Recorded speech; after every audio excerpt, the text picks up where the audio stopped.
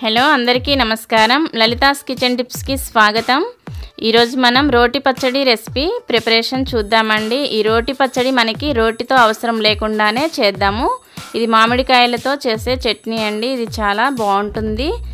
ఈ పచ్చడి అనేది మనకి ఈ సీజన్ మామిడికాయల సీజన్ కాబట్టి ఇప్పుడు మనం మామిడికాయలతో చేసుకుంటే ఇది చాలా టేస్టీగా ఉంటుందండి వేడన్నంలో తింటే.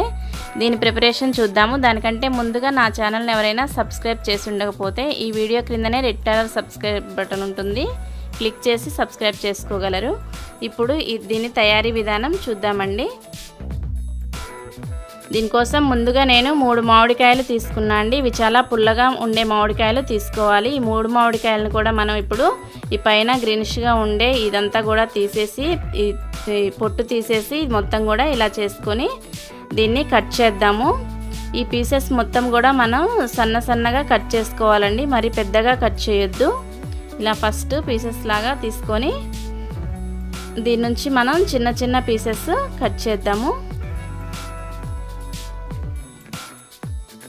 ఈ టెంకలండి, ఈ టెంకలు పడేయాలండి, పై మాత్రమే తీసుకోవాలి మనం. ఇలా సన్నగా ఒకే సైజులో వచ్చేలాగుంటే మనకి ఏదైనా కానీ చాలా బాగుంటుందండి. పీసెస్ మొత్తం ఏ కూరగాయల పీసెస్ అయినా మనకి సేమ్ సైజు ఉంటే చాలా బాగుంటాయి. ఇలా మొత్తం కూడా ఇలా కట్ చేసుకొని మనం ఒక మిక్సీ జార్ తీసుకొని మిక్సీ జార్లో మనం 1/4 ముక్కలు వేసుకోవాలండి. మనం ఉన్న ముక్కలు మొత్తంలో కూడా కొన్ని ముక్కలను మాత్రమే వేసుకోవాలి. కొన్ని వెల్లిపాయలు వేసుకున్నా అండి. ఒక 5-6 వెల్లిపాయ రెబ్బలు వేసుకోవాలి. కొంచెం సాల్ట్, స్పూనున్నర సాల్ట్ వేసాయండి. స్పూనున్నర కారం వేసాను. ఉప్పు కారం అనేది ఈక్వల్గా తీసుకోవాలి మనం ఈ చట్నీకి.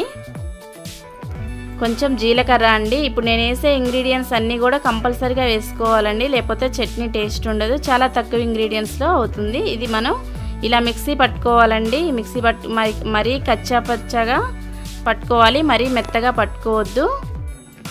ఇలా కచ్చాపచ్చాగా పట్టుకుంటే మనకి రోట్లో నూరినట్లుగా అనిపిస్తూ ఉంది చట్నీ.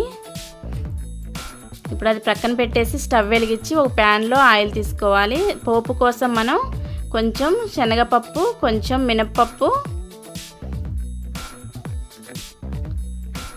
ఇవి ఆవాలండి. 1 స్పూను ఆవాలు తీసుకున్నాను. 3 ఎండుమిర్చి,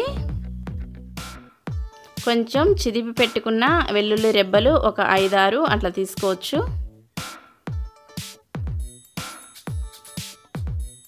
జీలకర్ర ఒక 1/2 స్పూన్ అండి. ఒక 1/2 స్పూన్ ఇందాక చట్నీలో వేసాం కదా.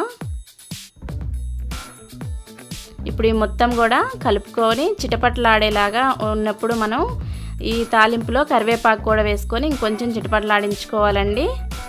ఇప్పుడు దీన్ని కలుపుకొని మనం చట్నీ ఇందాక పట్టుకున్న గ్రేవీ మామిడికాయ ముక్కలతో చేసుకున్న మిక్సీలో పట్టుకున్నటువంటి ఈ గ్రేవీని మొత్తాన్ని కూడా మనం దీంట్లో ఈ పోపులో వేసేసుకోవాలి.